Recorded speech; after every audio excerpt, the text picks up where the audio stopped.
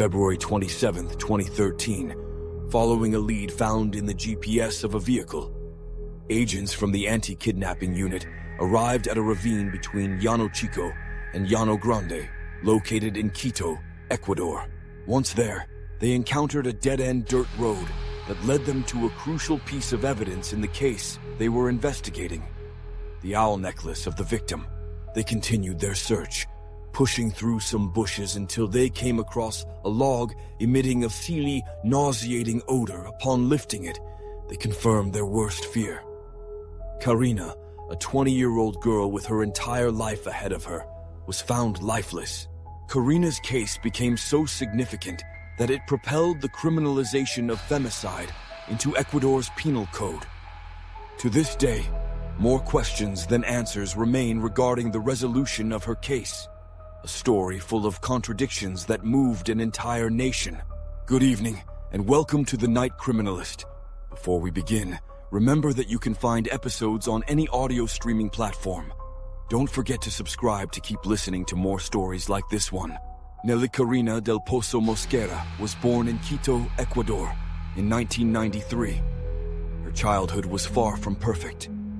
When she was just 2 years old, her father passed away from cancer, leaving her alone with her older brother Milton and their mother, whose name was never disclosed. Her emotional support came from her best friends, Liz and Alea, whom she met at just 3 years old. She loved playing basketball with other kids from the neighborhood, and they shared countless memories together. Despite her resilience, tragedy struck again in 2008, when her mother also died of cancer. In her final days, Karina's mother asked Liz's mom to take care of her daughter, and she took this request to heart. Now completely orphaned, Milton and Karina knew it was time to find work. At just 15 years old, Karina took on several modeling jobs, as she was incredibly beautiful. However, she never neglected her studies and dreamed of attending university to pursue a career in business administration or marketing. By that time, Karina had matured well beyond her years, but she still enjoyed spending time with her friends and going out when she could. Her primary emotional support came from her brother, who was always there to take care of her. After graduating from high school, Karina realized that to afford college, she needed to make some money. She continued working as a model and a producer, but it wasn't enough. So, she decided to find a better job, hoping to fulfill her dreams. Sadly, she would never get the chance, because when she was just 20 years old, a terrible group of people crossed her path. On Tuesday, February 19th, 2013, Karina told her brother that she was going to collect a final paycheck from a previous job at the Ministry of Labor. Afterward, she planned to drop off her resume at various places to find a new job. She left the house wearing a black leather jacket, a brown blouse, matching boots, 2 metal bracelets, and green shorts. She also wore her signature owl necklace around her neck. That day, she met up with Maria Cecilia Rivera Ortiz, a girl she had become friends with about a month earlier. Together, they dropped off their resumes at several locations, including a restaurant and a computer store. As the evening fell, the 2 young women met at a city bar with Juan Pablo Vaca, a guy who was interested in Karina. Hours later, Karina sent a message to her brother, telling him that she was going out with some friends and would return home later. That was the last time Milton heard from her. The next morning, when her brother woke up, he realized that Karina had not come home. He tried calling her cell phone, but it was off. Panic set in immediately. Milton began searching for his sister in places like her former workplace, the malls, and universities around Quito. He contacted Liz, who quickly joined the search with her family. Together, they printed photos of Karina and posted them all over the city. The news of her disappearance spread quickly, and everyone who knew Karina joined in the efforts to find her. Milton, desperate to find his sister, even consulted a witch, hoping that magic could reveal Karina's whereabouts. He also constantly messaged her on Facebook, clinging to the hope that she might respond. He didn't want to lose hope. On February 21st, the state prosecutor's office officially filed the missing persons report. Milton informed authorities that the last person Karina had been with was Cecilia. Without delay, the police contacted Cecilia to get her account of what had happened 2 days prior. Cecilia told the police that after dropping off their resumes at various job sites, she and Karina went to a bar in northern Quito. Around 2 p.m., they met up with Juan Pablo, and they had a few beers. Juan Pablo had promised to drive Karina home, but later suggested that both women come to his apartment, which was about 4 kilometers away from where they were.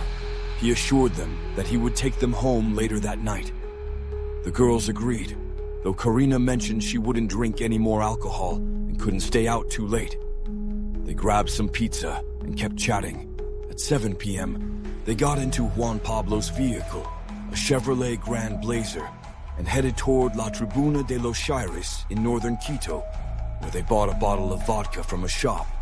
Then they went to Juan Pablo's apartment on the 5th floor of a building on Avenida Grande Centeno. Once they arrived, Juan Pablo called 4 of his friends to join the gathering. Their names were Jose Antonio Sevilla, Nicolas Leon, Manuel Salazar, and David Pina. David, unlike the others, wasn't part of the usual group. He had only recently started giving them martial arts classes. He needed the money to help pay for his mother's cancer treatments. Coincidentally, David already knew Karina, as they had dated 4 years earlier. Adding to the strangeness of the gathering, Nicolas was Cecilia's ex-boyfriend. It was shaping up to be an awkward reunion. The 4 guys were busy at a car dealership handling some paperwork and said they would arrive later. As the night wore on, Karina and Cecilia started expressing their desire to leave. At that moment, Juan Pablo spoke to Jose on the phone. Jose told him to convince the girls to stay, saying they were bringing more drinks. Once the 4 friends arrived at the apartment, the gathering began. David mentioned that it was the first time in 18 months he was drinking alcohol, as he had been in training. Since Juan Pablo didn't like people smoking inside his house, Karina went downstairs with Jose to smoke. Meanwhile, Cecilia locked herself in a room to have a private conversation with Nicolas about their past relationship. Around 1:30 a.m., Manuel offered to drive everyone home. Most of them were drunk and had smoked marijuana, but David was the worst off since his body wasn't used to alcohol after such a long period of abstinence. As they got into Manuel's car, Cecilia suggested that Karina stay at her place for the night, but Karina insisted she needed to go home.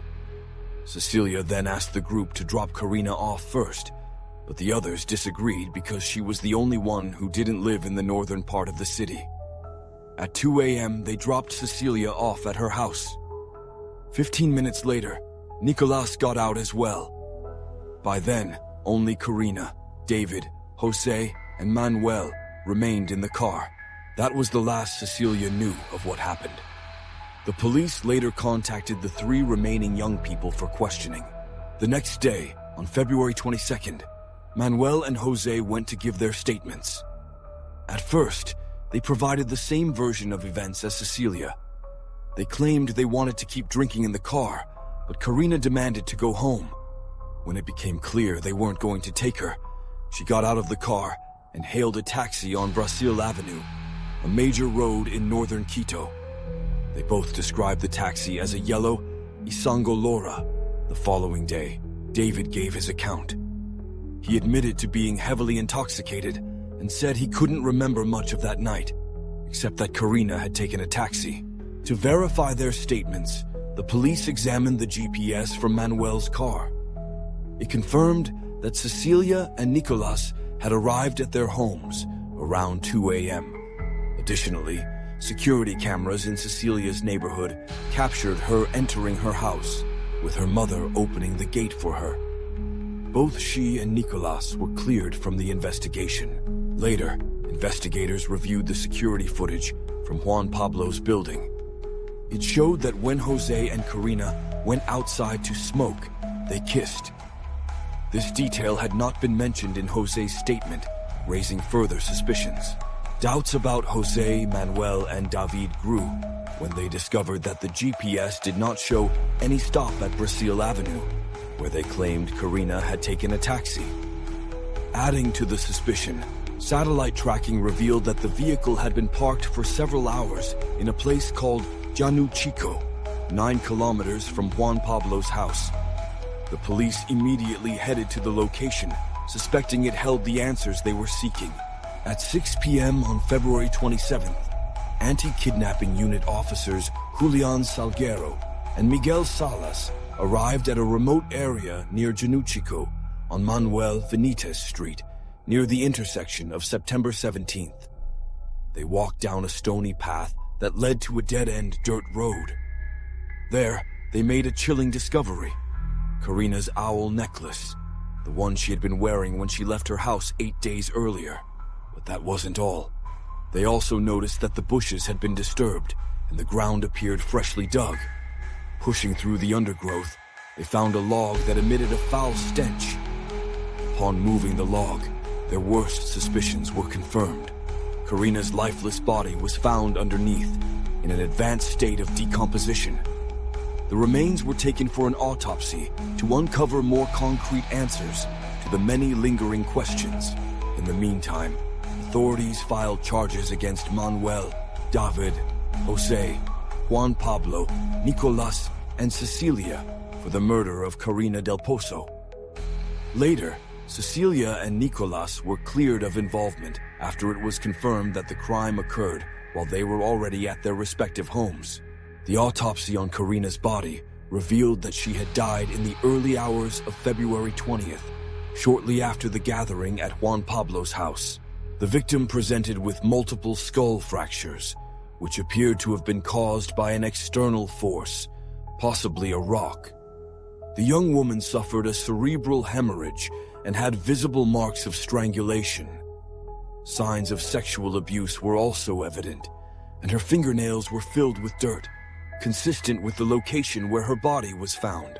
A sample of male bodily fluid was discovered on her body and sent to a lab for analysis. However, the specialist stated that it was inconclusive in determining whether the sample belonged to either David or Manuel Jose. Meanwhile, the suspects had no idea that this evidence had been collected. On March 12th, a more thorough examination of Manuel's vehicle revealed traces of blood and saliva, which matched Karina's DNA. By this time, the case had garnered national attention, and that very day, a protest was held, involving the victim's family alongside other families of missing women. After the discovery, Jose, Manuel, and David began to contradict each other in their statements. David claimed that on the day of the incident, he had passed out from excessive drinking and remembered nothing. He also stated that he had originally backed Manuel Jose's version of events, which claimed that Karina had taken a taxi because the police officer who interviewed him had pressured him to do so. But that wasn't the end of the story. When David learned that a fluid sample had been recovered from Karina's body, he admitted to having consensual relations with her. Meanwhile, Manuel changed his initial account. He had previously claimed that Karina took a taxi on Avenida Brazil, but now stated that David had directed him to Llano Chico, the place where Karina was ultimately murdered. The plan was to continue drinking there, but once they arrived, one of the young men tried to touch Karina. She immediately got out of the vehicle. David allegedly followed her and, turning to Manuel, said, "Do you want to see how someone is murdered?" David then supposedly caught up to Karina, and they disappeared into the bushes. Karina had screamed, "You know I love you. We've been together. Just let me go. Don't hurt me. I promise I won't tell anyone." Ultimately, David is said to have attacked Karina with a rock before strangling her. Manuel reportedly watched everything from the car, claiming he wasn't involved in any way. Later that same night, Manuel considered telling his mother what had happened, but he didn't because David had threatened him. Jose, meanwhile, told a different story, claiming that he couldn't remember what happened inside Manuel's truck because he was too drunk. However, he later admitted that he had consensual relations with Karina after learning about the fluid samples. A few days later, Manuel requested to give a new version of events. He said that after Karina got out of the car, David jumped on her and began strangling her. David then allegedly asked Manuel to help restrain her, which he did. Manuel claimed he also hit her with a rock and ultimately broke her neck, killing her. However, this version was scientifically impossible, as the forensic report concluded that Karina did not die from a fracture. Soon after, Jose also changed his statement, admitting that at some point during the trip, David wanted to touch the young woman. Then he supposedly got out of the car and followed her. When she began to scream, Manuel got out of the vehicle to help another young man. Both had apparently agreed to take Karina's life.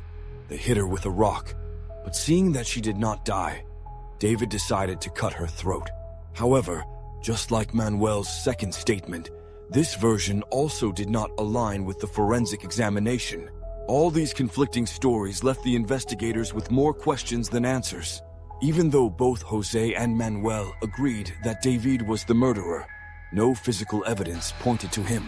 In March of that same year, it was revealed that the blood found in Manuel's car was mostly in the front, on the steering wheel, the door handles, and on both front floor mats. This suggested that the person who ended Karina's life had to have been sitting in the front. As if that weren't enough, when they searched Manuel's house, the investigators found soil and mud similar to that found on Karina's body. Additionally, Manuel had bloodstains on the clothes he wore on the day of the murder and had Karina's memory card in his wallet. Jose, on the other hand, had Karina's blood on his sheets and the same soil on the shoes he wore the night of the murder. David, however, was the only one without any trace of soil or blood on his clothes or at his home. Still, because several days had passed since the beginning of the investigation, the prosecution believed it was possible he had cleaned everything up. Furthermore, there were the testimonies of Manuel and Jose against him, and not even the fact that he was sitting in the back of the car, where no blood was found, would save him from trial.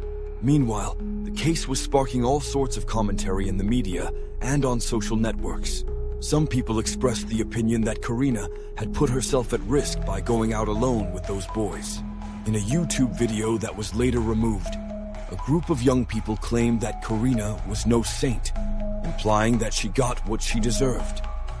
They even showed a photo of her wearing a dress, standing next to a friend. This video triggered a broader discussion about femicide, with one participant stating that Karina shouldn't have had to be suspicious of the boys she was with. As if that weren't enough, when a young woman came forward to testify, the investigators asked her if Karina was an escort, implying that she charged for intimate encounters. The witness firmly responded that she was not, but added that even if she had been, it should not have been relevant to the investigation, nor did it justify what had happened. That wasn't the end of the inappropriate questioning. They also asked about Karina's choice of clothing and her usual behavior. In a later interview, the young woman commented that if Karina had been a man, they wouldn't have asked such questions. The same year of the crime, the trial against Manuel, Jose, and David began. Psychological profiles were conducted on all three. The results showed that Manuel suffered from an inferiority complex, was submissive, and highly dependent. He also displayed misogynistic tendencies and was prone to violence. Jose, on the other hand, exhibited psychopathic traits. He lacked principles and harbored a strong hatred toward women, showing no limits in his behavior with them. Both Manuel and Jose were also drug users and shared these psychopathic tendencies. Finally, while David did not show signs of misogyny, he was diagnosed with a narcissistic and paranoid personality. His lawyer, Paulo Cagna, argued that David had returned home before the crime, citing a phone call from his then-girlfriend as an alibi. The crime and conviction. The case of Karina's murder.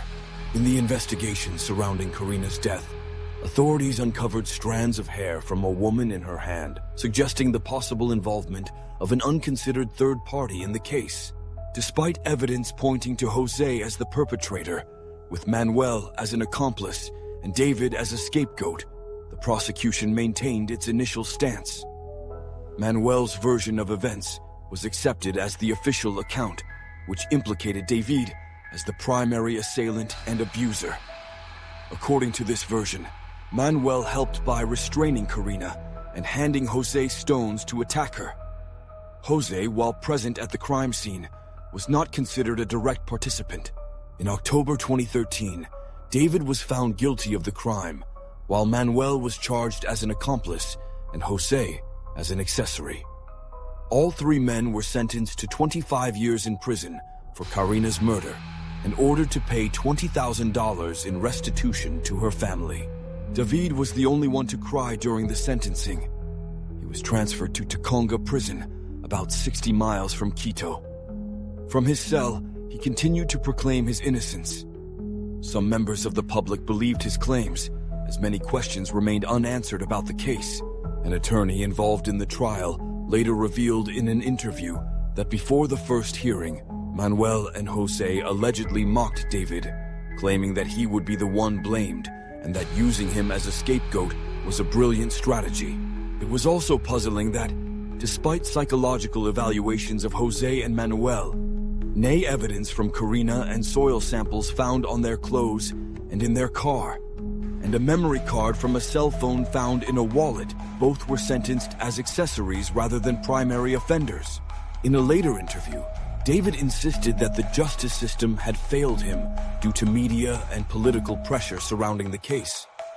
He could not understand why Manuel's testimony, which had changed multiple times, was considered credible. He even went so far as to say that he was being held hostage by the state, as the authorities never investigated the possibility that he was not at the scene of the crime. Karina's family and legal changes in Ecuador. Meanwhile, Karina's family struggled to cope with their devastating loss. At the time of her murder, femicide had not yet been codified in Ecuador's criminal law. In April 2013, Jose Luis El Pozo, Karina's cousin, introduced a bill to the National Assembly seeking to penalize femicides in honor of the victim. In 2018, the Ecuadorian Congress passed reforms to the Organic Comprehensive Penal Code, officially recognizing femicide as a crime. According to the law, femicide is defined as the act of taking a woman's life as a result of power dynamics manifested through any form of violence simply because of her gender. The punishment for this crime ranges from 22 to 26 years in prison. Despite the tragic circumstances, this legislative achievement marked a victory for feminist organizations that had long fought for such recognition. However, the tragedies connected to the case did not end there. In 2015, David was sexually assaulted by 4 inmates, who were later sentenced to 29 years in prison for the attack. Over the following years, David pursued a law degree while incarcerated and eventually graduated. In April 22, a judge partially granted a habeas corpus petition in David's favor. This legal procedure, designed to protect an individual's freedom when unlawfully detained, or if their prison conditions worsen, acknowledged the harsh circumstances David faced. While the ruling did not alter his sentence or grant him early release, it did mandate that he receive psychological therapy for the abuse he had endured and be transferred to healthcare facilities as needed. David's lawyer filed an appeal with the provincial court, and on May 23, 2023, David Pina was granted early release. After serving 10 years and 3 months of his sentence, the court ruled in his favor, allowing him to leave the correctional facility where he had been imprisoned. David Pina is required to report to the correctional facility once a week, staying there for 5 hours. Additionally, as part of the court ruling, he must wear an electronic ankle monitor, avoid any contact with Karina del Pozo's family, appear before the judge once a month, and undergo regular psychological evaluations. As for Jose, he was transferred to a different prison due to his misconduct. To this day, the exact events of the night of the crime remain unclear. While some of the public still believe that Pina is guilty, others defend him, claiming he was wrongfully imprisoned. There are even speculations that Jose was the one who assaulted and murdered Karina, with Manuel assisting him. What is clear, however, is that Karina was a victim of femicide, 3 men subjected her to extreme violence.